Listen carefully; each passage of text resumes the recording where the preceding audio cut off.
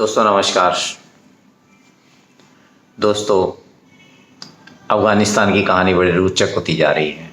पल पल परिस्थितियां बदल रही हैं, पल पल नई चीज़ें निकल के आ रही हैं। मैंने अपनी पिछली वीडियो में ही कहा था कि एक बहुत बड़ी मार्केट खुल गई।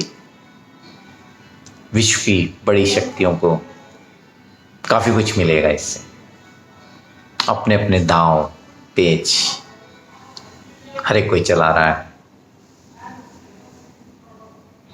अमेरिका को एक बहुत स्ट्रांग मार्केट मिलेगी भारत के नाम पे, क्योंकि भारत को अभी सशक्त होना है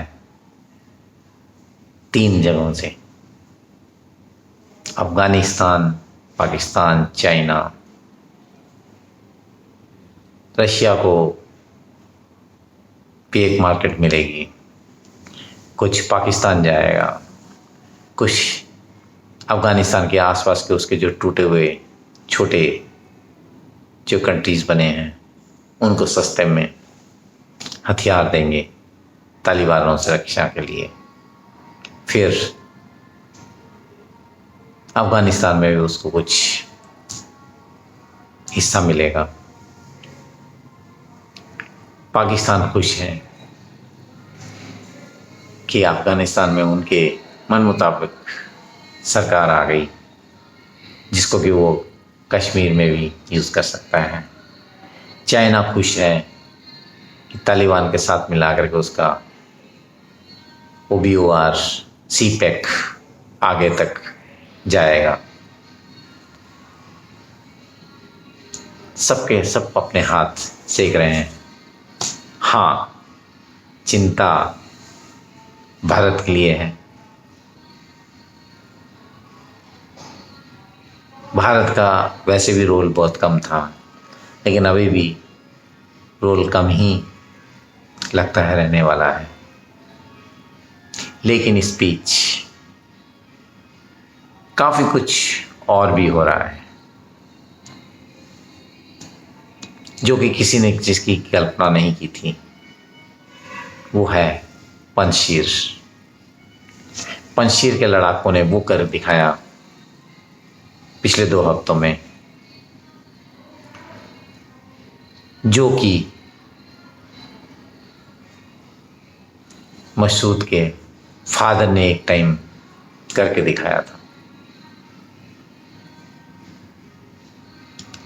इनिशियल स्टेजेस में डेफिनेटली उन्होंने बहुत ही ज़बरदस्त तरीके से तालिबानियों को रोका और काफ़ी उनकी नुकसान भी किया।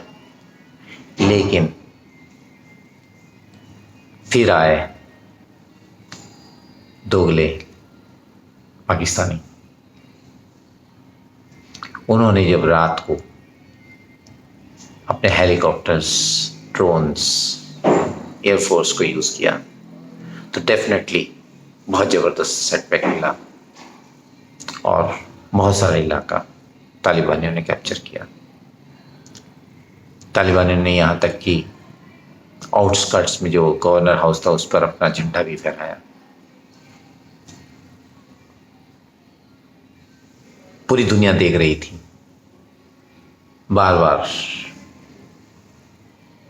मसूद की, सालेह की अंतर्राष्ट्रीय समुदाय को अपील भी बेअसर हो रही थी। ऐसा लगा एक बार को कि बस ये खेल खत्म हो रहा है। इस बीच में तालिबान में सत्ता संघर्ष चल रहा था। काबुल में डिफरेंट गुट्स आपस में लड़ रहे थे। इवन ये भी सुना कि कुछ गोली भी चली, मुल्ला अमर को गोली भी लगी और वो घायल भी हैं, ऐसी खबरें भी आई। और उनकी शपथ ग्रहण समारोह भी टलता रहा। सरकार बनाने की डेट भी आगे आगे बढ़ती गई, जो कि पिछले फ्राइडे को होने वाली थी वो अगले हफ्ते को टल गई। और अब ये सुना जा रहा है कि 9/11 को अमेरिका को चिढ़ाने के लिए उस दिन को इन्होंने चुना है और उसका एक रिबटल भी आ गया अमेरिका की तरफ से तीखा, और उन्होंने क्लियर कट डिक्लेयर किया कि हम इस सरकार को मान्यता नहीं देंगे। वैसे भी तालिबानियों ने केवल 6 अपने मित्रों को, या जिनको वो मित्र मानते हैं अभी तक, उनको ही केवल निमंत्रित किया है। उनमें सबसे पहले पाकिस्तान, तुर्की, Qatar, China, Russia, Iran. Bharat उसमें नहीं है। अब इनका रिस्पॉन्स सुन लीजिए।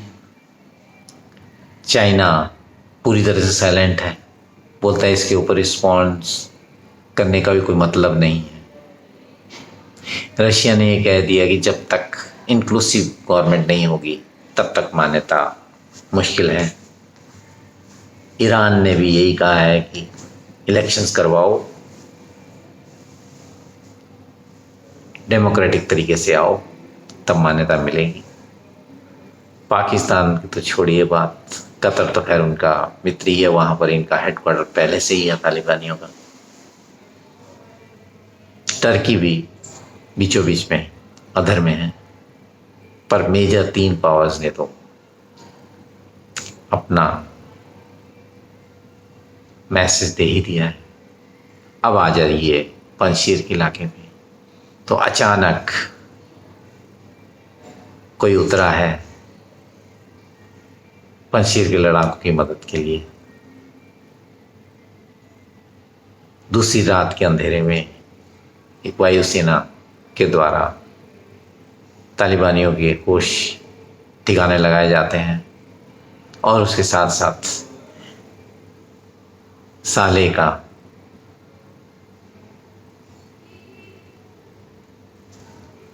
एक वीडियो ऑडियो संदेश प्रचारित होता है, जिसमें वो अपील करते हैं अफगानियों को विद्रोह के लिए।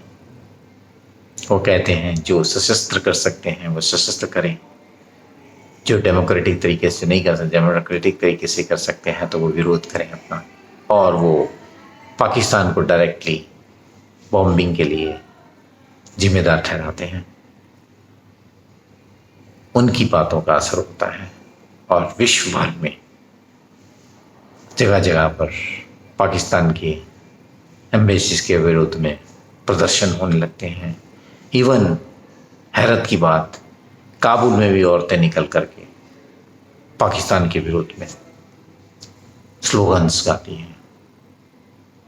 बहुत ही ज़बरदस्त प्रदर्शन होता है, जिसको तितर बितर करने के लिए तालिबानी हवा में फायर करते हैं, जिसमें कि एक बंदे प्रदर्शन की मृत्यु होती है, और उसको उसके परिवार वाले लेने से मना कर देते हैं।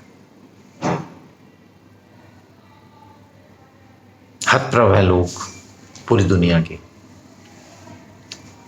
जिस तरह का रोष पाकिस्तान के विरुद्ध में आम जनता में देखा गया है पूरे अफगानिस्तान में, वही शोर इंगित करता है कि ये तालिबानियों का शासन, जो कि उन्होंने पाकिस्तानियों के साथ मिलके पाया है, बहुत इनका रास्ता बहुत आसान नहीं होने वाला, और इसमें अभी बहुत सारी परतें खुलेंगी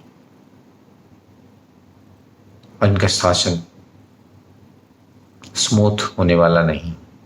तो इसलिए अंत में भारत के लिए खुशखबरी है। भारत अपने पत्ते अगर ठीक से खेले तो पहला मौका ये आएगा,